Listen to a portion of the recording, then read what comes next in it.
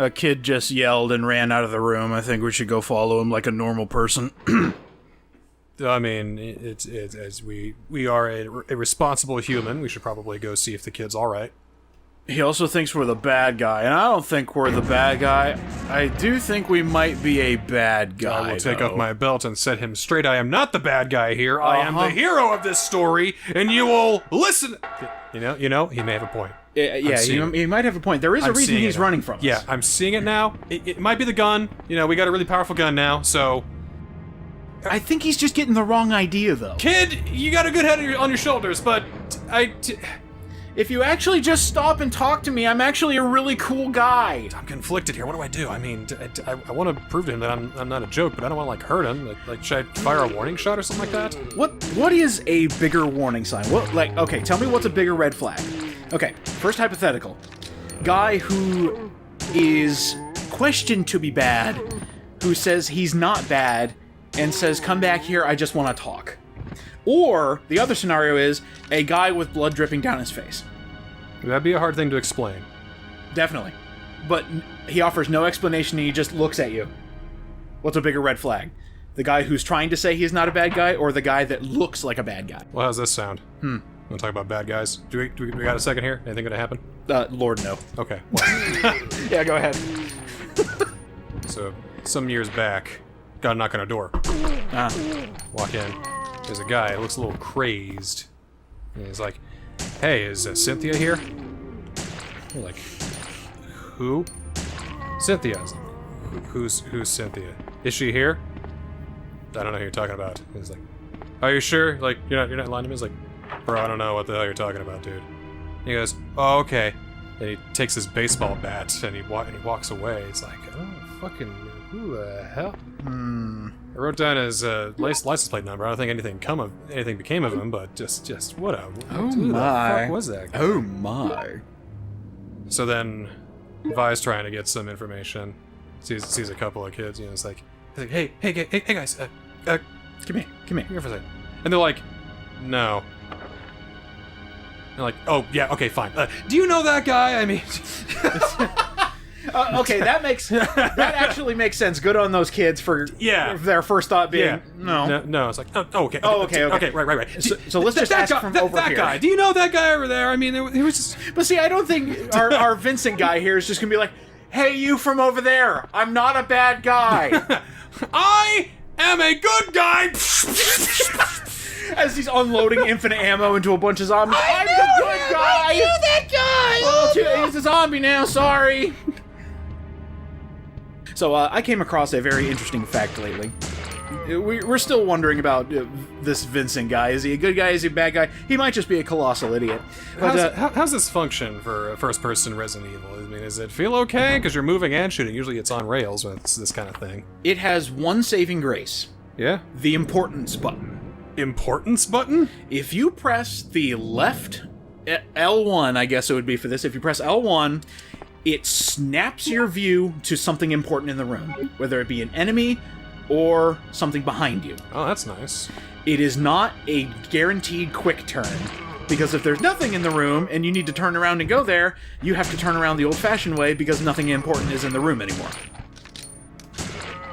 It's also based on proximity.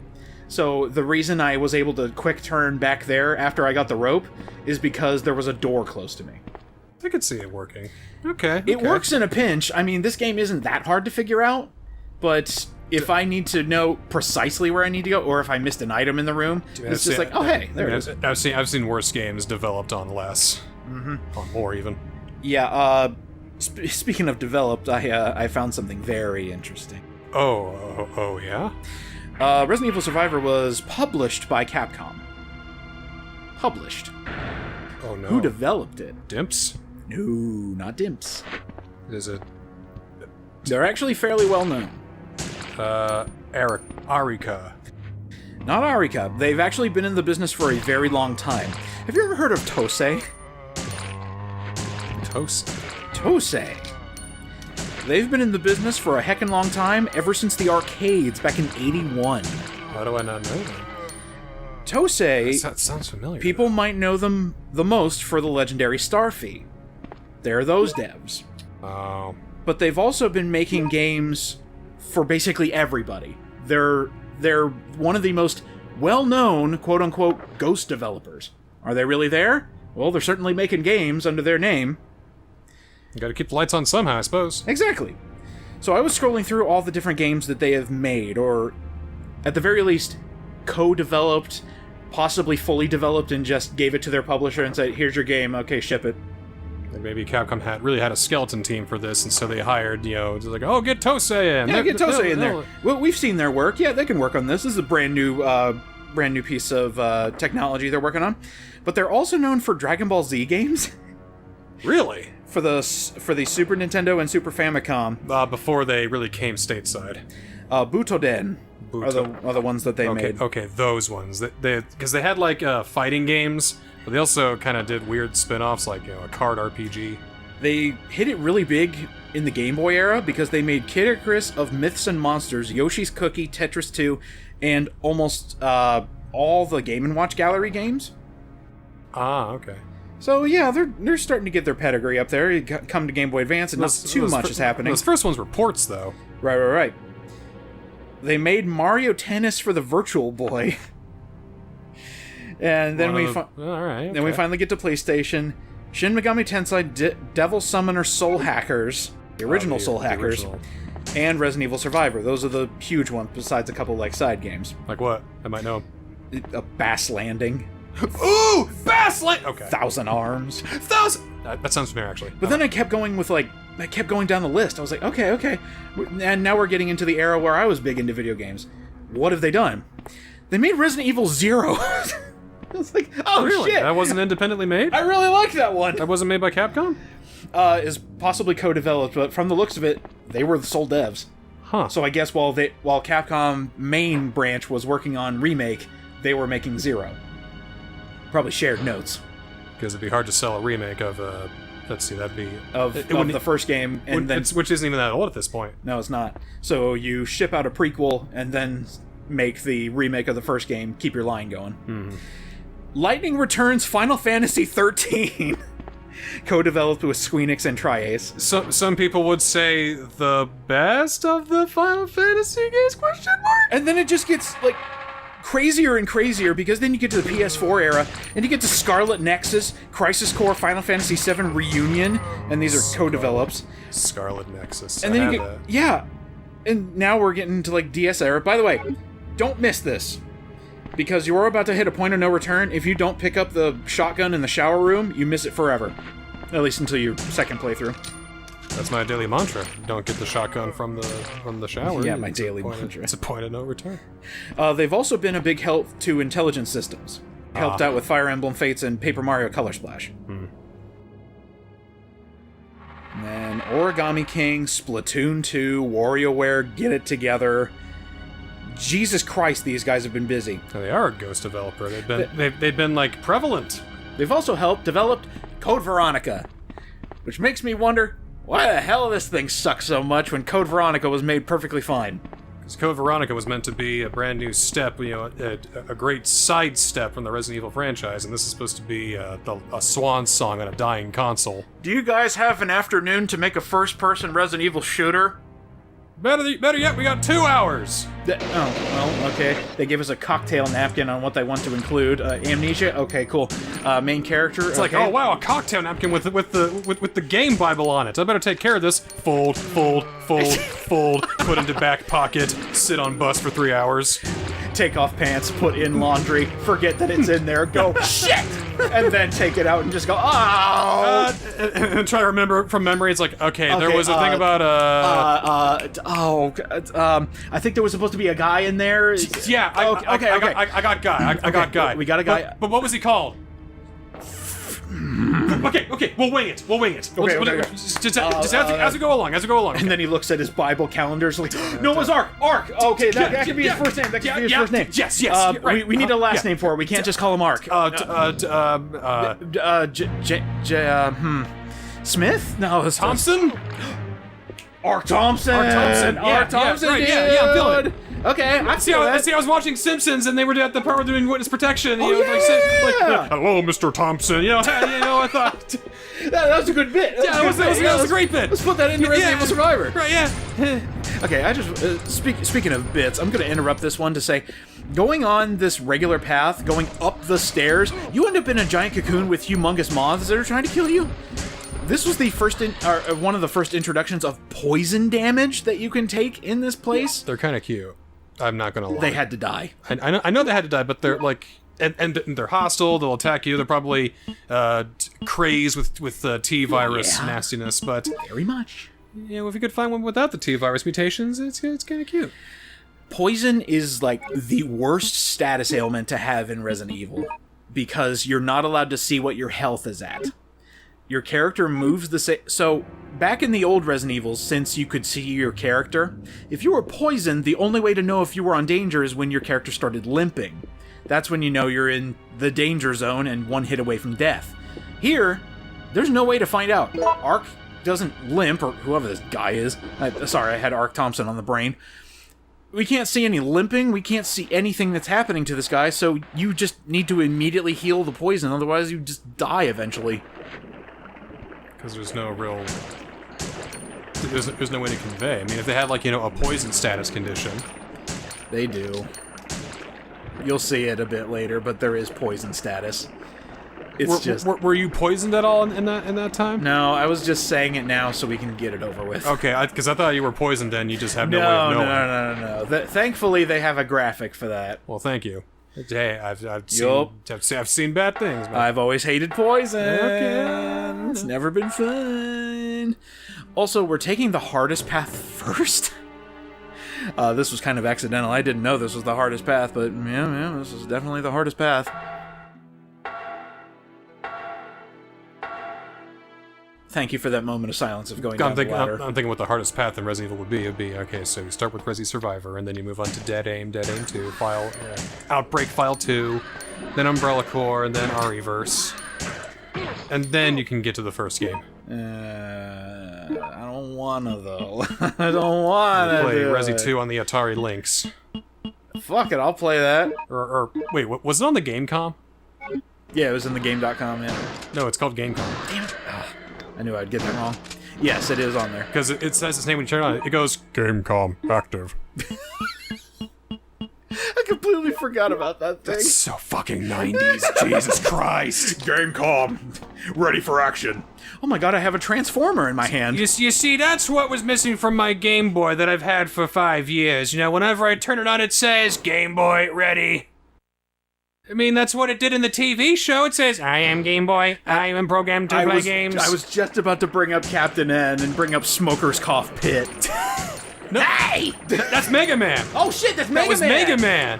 Oh yeah, he was like this kind of guy. He sounded like a high-pitched nerd. I remember that. Okay, never mind. I know, Mega Man always said mega things like mega this. Yeah, seriously. Fucking Popeye the Sailor Man, fucking Mega Man idiot, stupid ass. Yeah, you know that theme plays whenever Popeye eats his spinach. I'm Popeye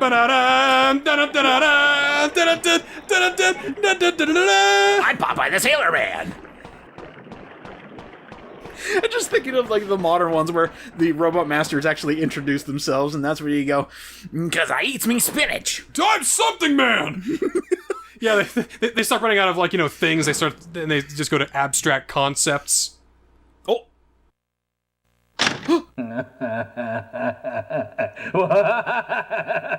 Die, Vincent! The old man caught up to us. Somebody's having a hard time playing Final Fantasy VII, it sounds like. Can't get past the vampire guy. Well, I guess we're locked in here. It's a good thing nothing will actually show up to try and kill us. Oh my god! What a crock of shit. You know what's an even bigger crock of shit? How about instead of one alligator, we get two? Double gator all the way across the hall! This is why I say this is the hardest path, because you get two giant alligators a la Resident Evil 2 out of nowhere, and you're going to get hit by them. There is absolutely no avoiding this. Their hitboxes are far too big. So yeah, you just take bite after bite. So what do you do? Just pray? I'm trying to conserve my shotgun ammo, but guess what? Fuck it. I don't want to I die. think this is what you conserve it for. Did he die already? Nope. Ow.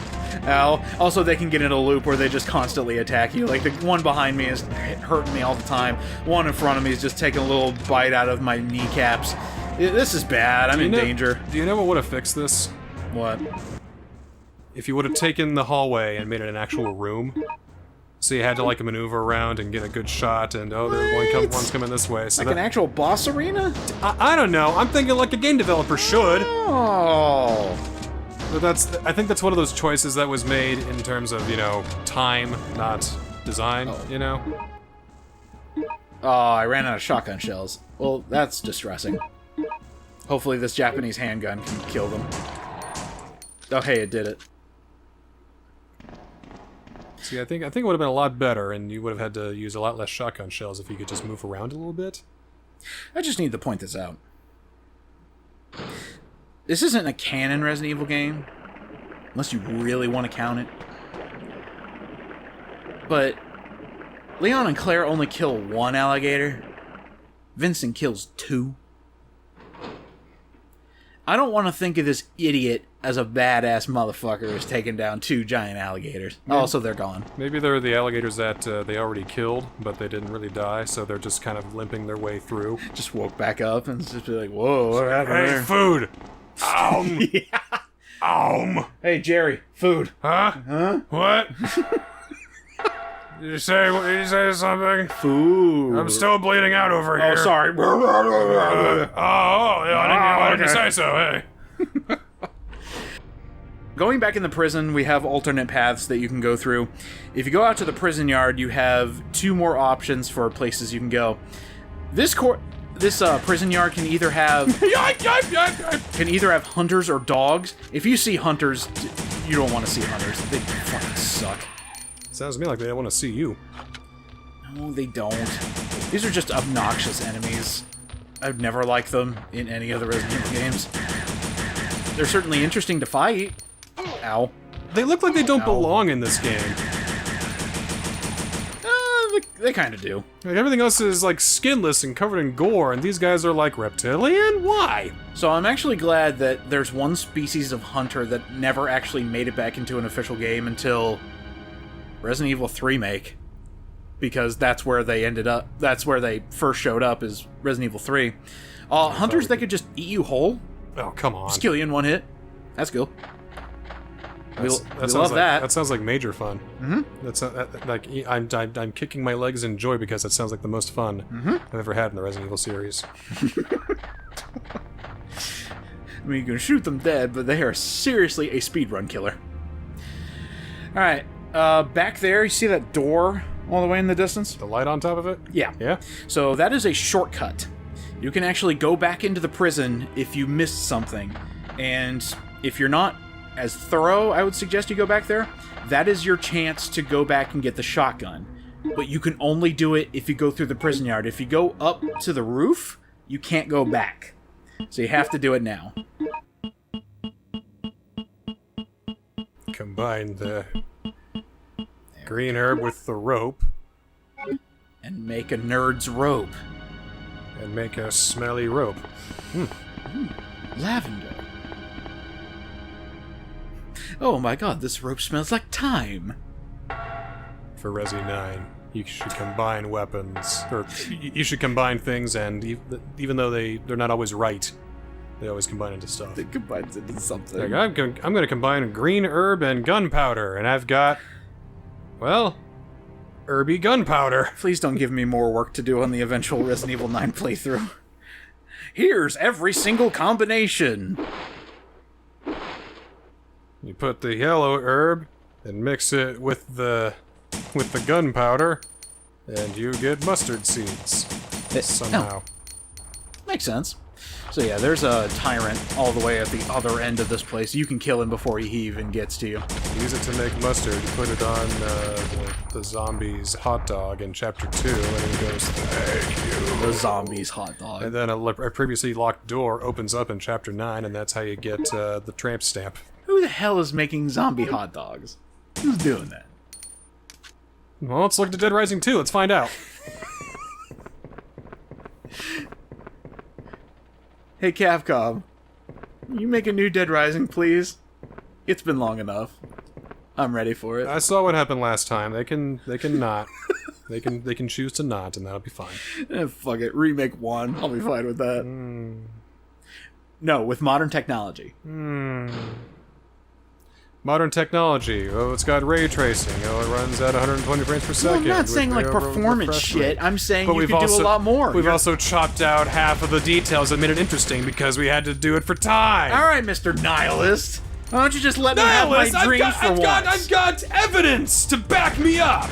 But not for Dead Rising. You got it for other shitty games that you play. Oh yes, Dead Rising 4. Frank is back. Frank is so fucking back. Oh yeah, that was one generation ago. So we took out all the details. All the personality, yeah. That's fine. Because Frank is back, except he's not Frank. He's voiced by somebody else, and he looks and acts differently. But he's back. I'm gonna cry my eyes out here in this nightclub. I hope nobody minds. Was there a nightclub scene coming up or whatever? No, we're in a nightclub. Oh. That's one of the alternate paths, is we're in a nightclub. Oh, is something going to happen that's going to make us cry, or are you crying because of Frank West? Yes. Okay. Yeah, so this place I meant to get another pathway, and you could probably actually see it in my gameplay where I was like, shit, I went the wrong way. Is there a way to undo this? Nope. Okay, we're going this way then. You just gotta grin and bear it to Resident Evil Survive. Holy crap, look at this nightclub, dude. Nightclubs in the 90s were rockin'. This looks like the bar from Life is Strange 3. Look at it all. Oh, here's the DJ booth. Here's the place for the live music. It's looking great. Can you play the drums? Heaven's Night. Boom. What the hell does that mean, Heaven's Night? Whatever.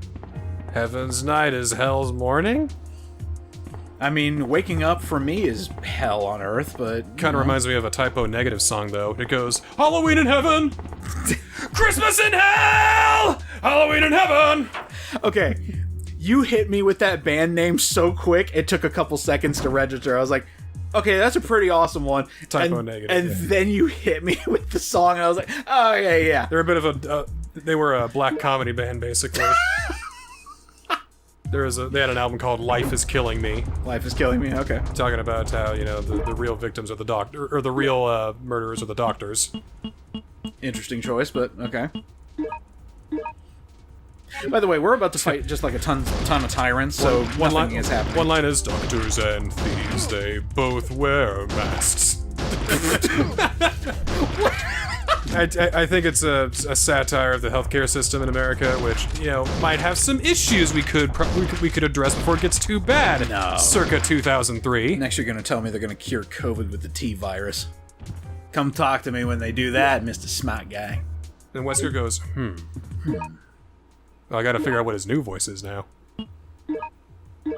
New guy does really well. Because he doesn't really talk like DC Douglas anymore. I don't even think he's British anymore. Nope. He's just like regular kind of typical bad guy voice, isn't he? He's around there, yeah. Around there. He does really good. See, I try to imagine him, but I always go to Krauser. Come on, rookie! Yeah, just with a face full of smile and sure. I treat you well. See, that's the interesting thing about Capcom. Yeah, they have a revolving door of voice actors for their biggest franchises, but it happens. They always pick good talent. Well, now they do. Here at this point of Capcom's history. This is before the revolving door. This is before they upped their game with Resi 5. Resi 4. Let's just say... And Devil May Cry. Remake Onward. PS2 era Onward, I'd say. Yeah. Because I don't even think the voice acting for Code Veronica was that good, was it? No, it was great. Steve. Well, I mean, you have a personal vendetta against Steve. Also, he sucked. See, well, whenever I think of everything bad about Code Veronica, it always points to Steve. I don't know why.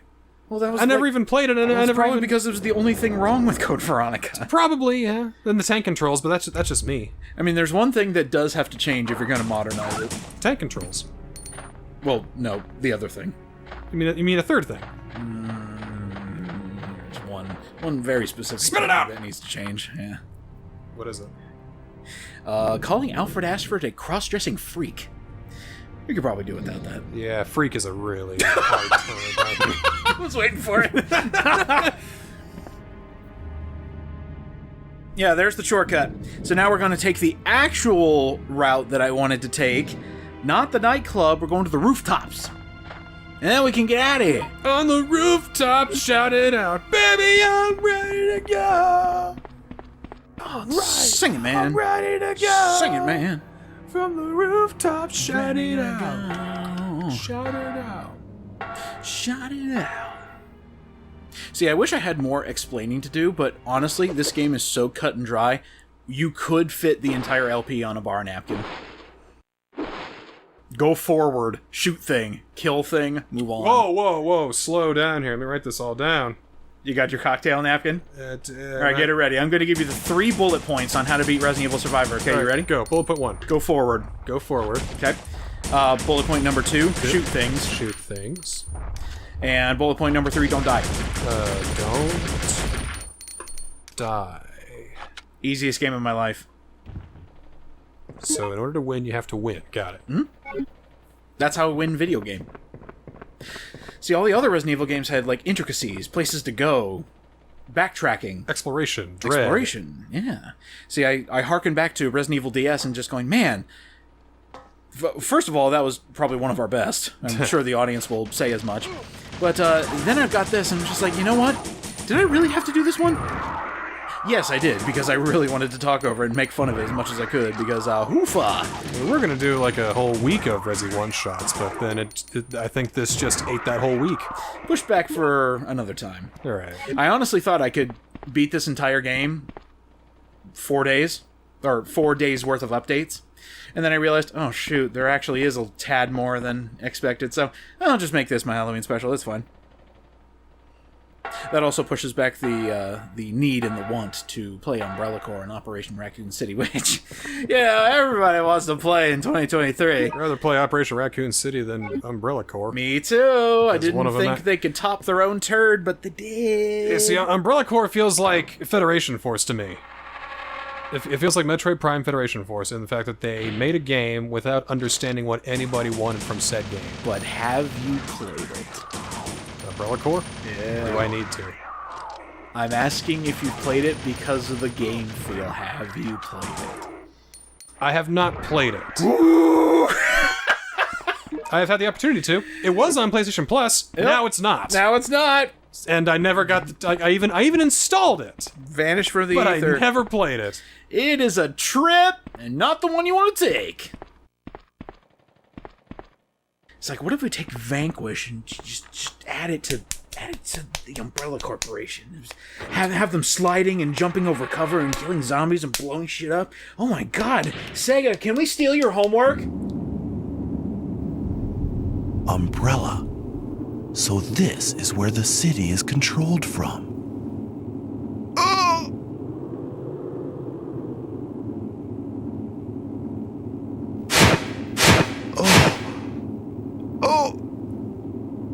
What's happening to me?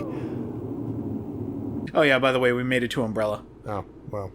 Somehow Vincent knows that Umbrella controls everything. For the 3 seconds of homework he did. This is what happens when you try to crunch a plot into about an hour's worth of gameplay. Things happen that shouldn't be happening. People know things that they shouldn't know. It's very stupid.